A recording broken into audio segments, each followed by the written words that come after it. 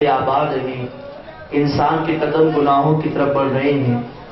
ہم سے جب کہا جاتا ہے درود پاک پڑھیں تو ہم پڑھتے ہیں اس کے بعد، لیکن حال یہ ہے آقا صلی اللہ علیہ وسلم نے فرمایا کہ جس کے سامنے میرا نام لیا جائے، میرا ذکر کیا جائے اور وہ مجھ پر درود نہ پڑھے تو کل قیامت کے میدان میں وہ جنت کا راستہ بھول جائے۔ جو مجھ پر درود پاک پڑھنا بھول گیا وہ جنت کا راستہ بھول گیا۔ جب بھی حضور کا نام نامی اسم گرامی محمد صلی اللہ علیہ وسلم آئے، ہماری ذمہ داری بنتی کہ ہم نبی پر درود پڑھیں صلی اللہ علیہ وسلم۔ اور فرشتہ عرض کرتا ہے یا رسول اللہ، یا رسول اللہ صلی اللہ تعالی علیہ وسلم۔ آقا اللہ تبارک و تعالیٰ نے مجھے وہ طاقت عطا فرمائی ہے کہ آسمان میں جتنے ستارے ہیں میں تمام ستاروں کو گن سکتا ہوں کہ اللہ نے کتنے ستارے پیدا فرمائے ہیں۔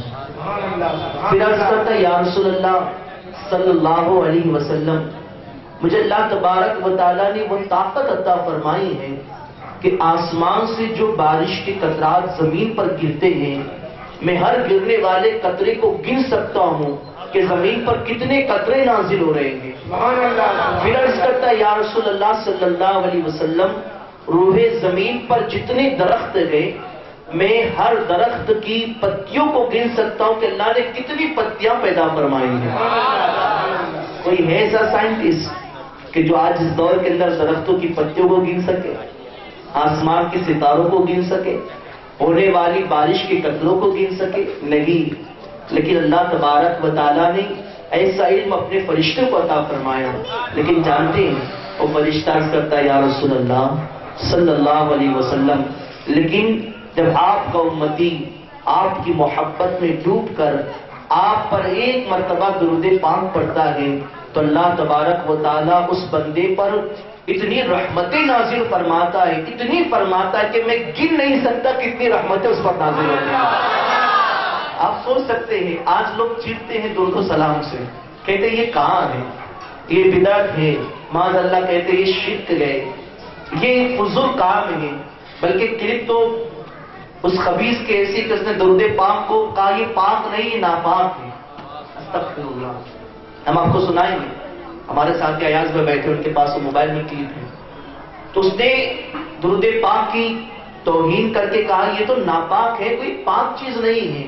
کل قیامت کے میدان میں بولے اس کی بدبو معلوم ہوگی، کیسی بدبو ہے، معاذ اللہ ثم معاذ اللہ۔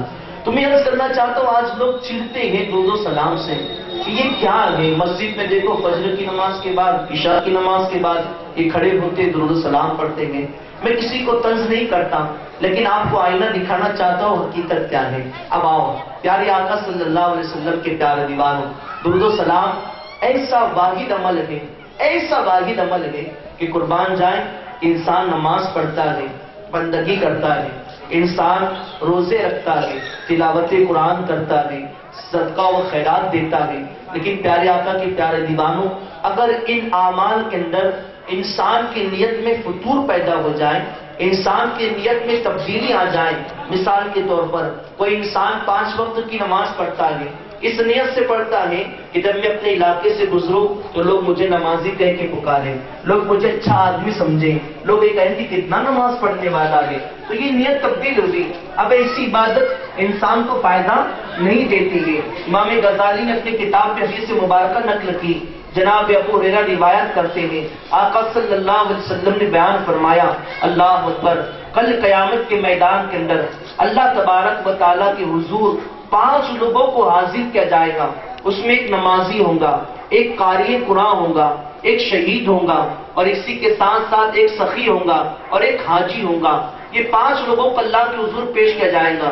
اللہ تبارک و تعالیٰ نمازی سے سوال فرمائے گا، اے میرے بندے، میں نے تجھے زندگی عطا کی، زندگی میں بے شمار نعمتیں دی، بتا تو نے میرے لیے کیا کیا؟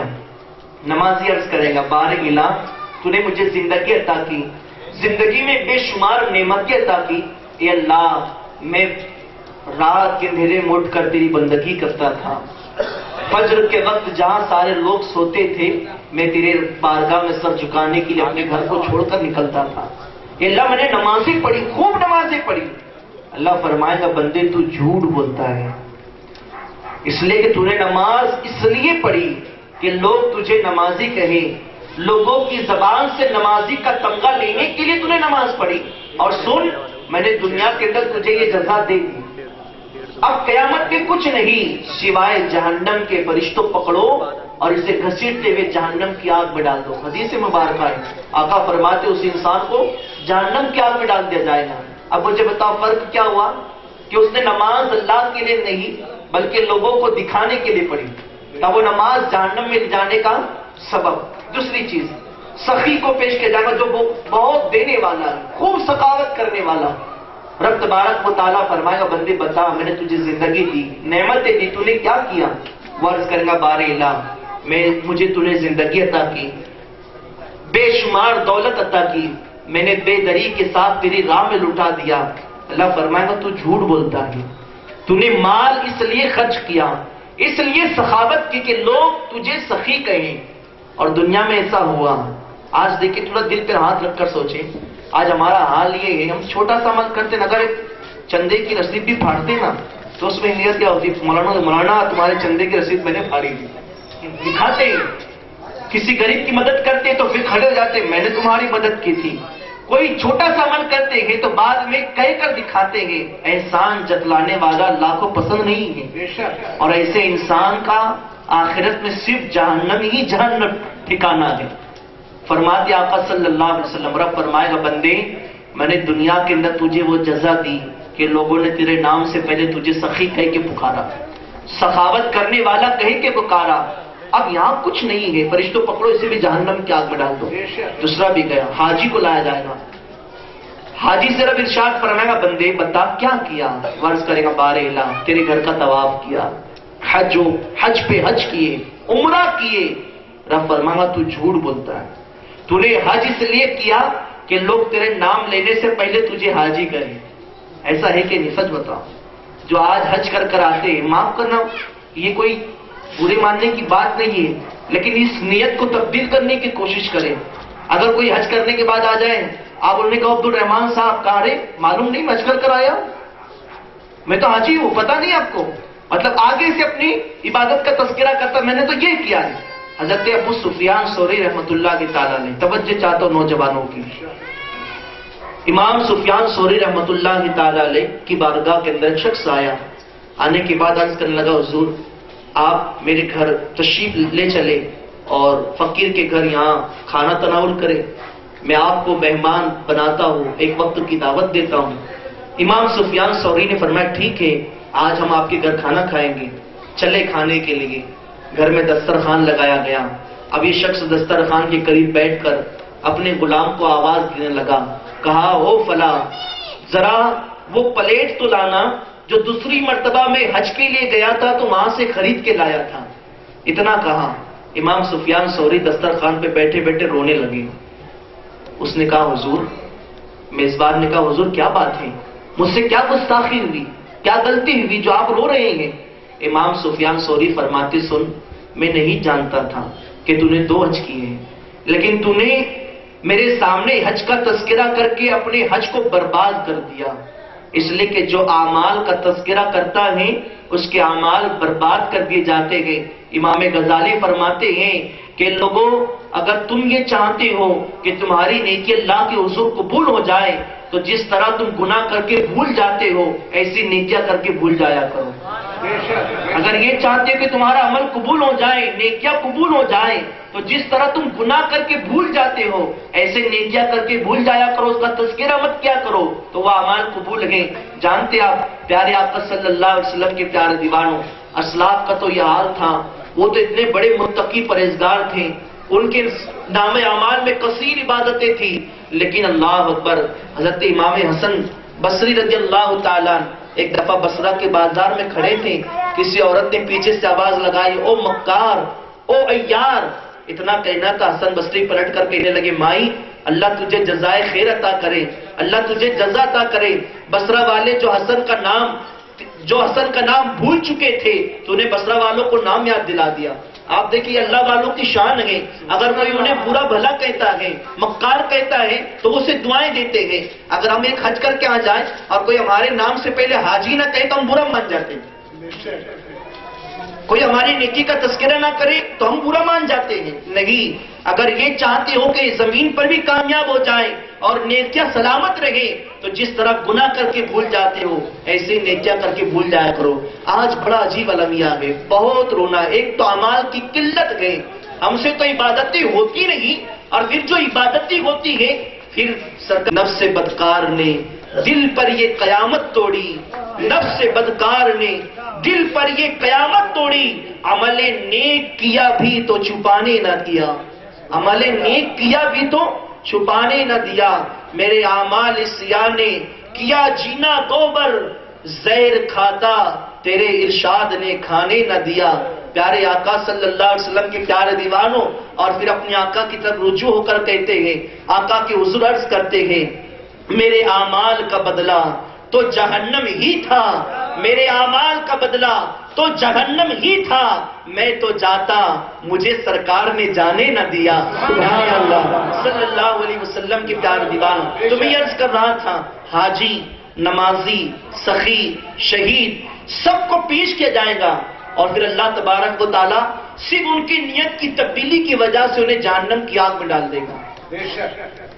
لیکن قربان جائے، اعمال میں ایک عمل ایسا ہے کہ اگر کسی کو دکھانے کے لیے بھی کرو گے نا تب بھی اللہ اسے قبول فرماتا ہے۔ اب وہ کیا ہے؟ تو فرماتے ہیں کہ اگر کوئی انسان کسی انسان کو دکھانے کے لیے بھی درود پاک پڑھے اللہ تب بھی قبول فرما لیتا ہے۔ تو یہ واحد عمل ہے۔ لوگ اعتراض کرتے ہیں، چڑھتے، نہ جانے کون سی انہیں ان کے ذہنوں کے اندر غبار ہے، کون سی ان کے دلوں میں چبن ہے جو ان کے دل سے نکل کر زبان کے ذریعے گستاخی کے انداز میں پیش کی جاتی ہے۔ ہمارے اسلاف کی زندگی کا تو حال یہ تھا۔ حضرت محدث دہلوی رحمۃ اللہ تعالی علیہ، انہوں نے ایک کتاب تحریر کی ہے جس کا نام ہے جذب القلوب۔ اس کتاب کے اندر آپ ایک حکایت کو نقل فرماتے ہیں۔ آپ کی توجہ ہے بھائی؟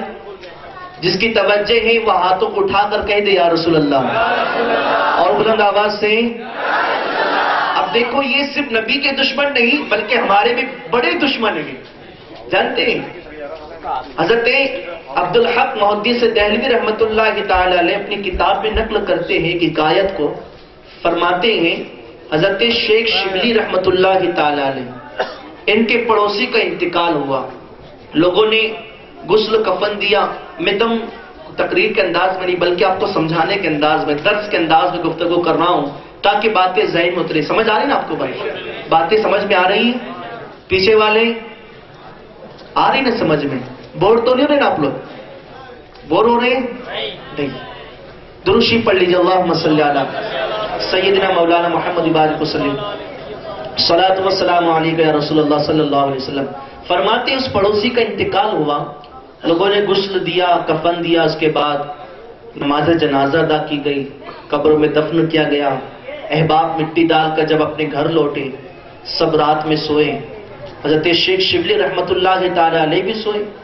جب وہ سوئے تو خواب میں اپنے پڑوسی کو پایا، پوچھا میرے بھائی بتا تیرے ساتھ اللہ تبارک و تعالی نے کیا معاملہ فرمایا، کون کون سے منظر تیرے سامنے پیش کیے گئے؟ پڑوسی عرض کرتا ہے شیخ شبلی کیا بتاؤں، سب سے پہلے نزع کی کیفیت، موت کی سختیاں، اور پھر جب جسم سے روح نکالی جا رہی تھی وہ عالم تو بڑا کٹھن عالم تھا۔ آج مسلمانوں ہمیں اپنی موت کی فکر نہیں ہے، ہم یہ تصور کرتے ہیں، ہم یہ سوچتے ہیں کہ بڑھاپے میں موت آئے گی، دادا پر دادا بن جائیں گے تب موت آئے گی، کمر جھک جائے گی تب موت آئے گی، منہ کے دانت گر جائیں گے تب موت آئے گی۔ نہیں، ایسا نہیں ہے۔ کیا تم نے جوانوں کو مرتے ہوئے نہیں دیکھا؟ آج حال یہ ہے کہ ہم اپنی موت کو فراموش کر گئے، آج ہم اپنی موت کو بھول چکے ہیں، اسی وجہ سے ہمارے قدم گناہوں کی طرف بڑھتے ہیں۔ ایک بزرگ رحمت اللہ تعالی علیہ نے اپنے گھر ہی کے اندر اپنی قبر کھود رکھی تھی۔ جب نفس امارہ انہیں گناہوں کی طرف بلاتا، تو بزرگ اپنے نفس سے کہتے ٹھیک ہے میں گناہ کروں گا، لیکن ایک لمحے کے لیے ذرا قبر میں تو سو جاؤ۔ پھر اسی قبر میں اتر جاتے، پھر باہر نکلتے پسینے میں ڈوبے ہوئے، کہتے ہیں تھوڑی دیر کے لیے گناہ کر کے لذت حاصل تو ہو سکتی ہے، لیکن صبح قیامت تک قبر میں سونا ہے، بھلا اس گناہ والا جسم لے کر قبر میں کیسے سو سکتا؟ میں آپ سے پوچھنا چاہتا ہوں، وہ اپنی موت کو اتنی بکثرت یاد کرتے تھے، آج ہم اپنی موت کو بھلا چکے ہیں۔ ہم یہ سمجھتے بڑی آسانی کے ساتھ موت آ جائیں گی، ٹھوکر لگے گی انسان مر جائے گا، یہ سمجھتے نا، ہارٹ اٹیک ہوگا، سانس رکے گی انسان مر جائے گا۔ نہیں، موت کی سختیاں تو ایسی ہے کہ جناب موسیٰ علیہ السلام جب ان کے جسم سے روح نکالی گئی اور جب روح کو اللہ کے حضور پیش کیا گیا، رب تبارک و تعالیٰ نے فرمایا موسیٰ اے میرے کلیم، جب تمہارے جسم سے جان نکالی جا رہی تھی تو تمہیں کیسا درد ہو رہا تھا، کیسا محسوس ہو رہا تھا؟ جناب موسیٰ عرض کرتے بارے الہ، جب موسیٰ کے جسم سے روح نکالی جا رہی تھی تو ایسا شدید درد ہو رہا تھا، ایسا لگ رہا تھا جیسے کسائی زندہ بکری کے جسم سے اس کی کھال کو دھیڑ رہا ہوں۔ اب آپ سوچ سکتے موسیٰ کون؟ موسیٰ علیہ السلام وہ ہے جو کوئی طور پر اللہ سے کلام کرتے ہیں، موسیٰ علیہ السلام وہ ہے جن پر کتاب نازل کی جاتی ہے، موسیٰ وہ ہے جو پیغمبر ہے، موسیٰ نبی ہے، لیکن حال یہ کہتے ہیں ایسا درد ہو رہا تھا جیسے ایک کسائی زندہ بکری کے جسم سے اس کی کھال کو دھیڑ رہا ہو۔ اب ہماری موت کا حال کیا ہوگا؟ کبھی سوچا ہے آپ نے؟ یوں سوچتے خالی ٹھوکر لگے گی مر جائے گا انسان، بستر پر لیٹیں گے آگ لگے گی مر جائے گا انسان؟ نہیں مسلمانوں، وہ موت کی سختیاں بڑی دردناک ہے۔ حضرت عیسیٰ روح اللہ ایک قبرستان سے گزرے، دیکھا کہ چند کھوپڑیاں پڑی ہوئی، سر پڑے ہوئے۔ حضرت عیسیٰ علیہ السلام نے 2 رکعت نماز ادا کی اور کہا بار الہ کسی کو تو زندہ فرما، میں ان سے کلام کرنا چاہتا ہوں۔ اللہ کے حکم سے ایک مردہ بول پڑا، کہنے لگا عیسیٰ کیوں بیدار کیا، کیوں واپس روح بلائی؟ اے عیسیٰ انتقال کیے ہوئے 400 سال گزر گئے اور ابھی تک میں موت کے جھٹکوں کا درد محسوس کر رہا ہوں۔